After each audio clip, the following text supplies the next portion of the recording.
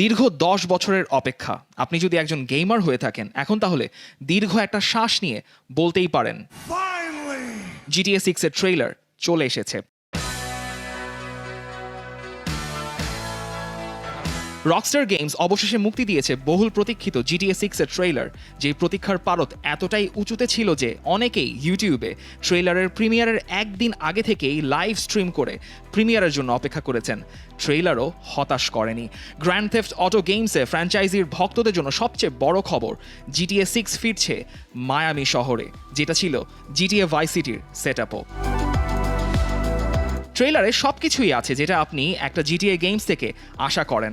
ব্যাকগ্রাউন্ডে টম পেটির love is a long road, অসংখ্য গাড়ি, নারী, সমুদ্র সৈকতের আবহ আর ভায়োলেন্স, টান টান অ্যাকশন। তার সঙ্গে এবার সোশ্যাল মিডিয়ার অনেক বাড়তি উপাদানও যোগ হচ্ছে গেমে, যেটা গেমারদের এক ধরনের বাস্তব জগতে বসবাসের অনুভূতিই দেবে।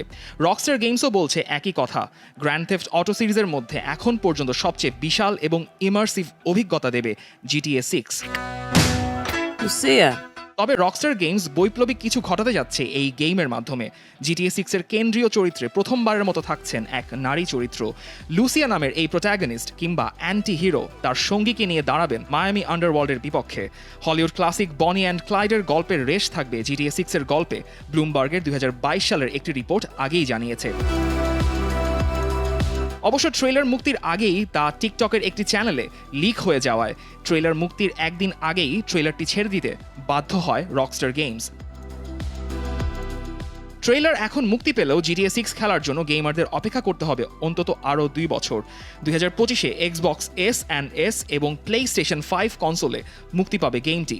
প্লেস্টেশন 4 আর এক্সবক্স 1 যাদের রয়েছে তাদের জন্য দুঃসংবাদ, পুরনো কনসোলের জন্য গেমটি আনছে না রকস্টার।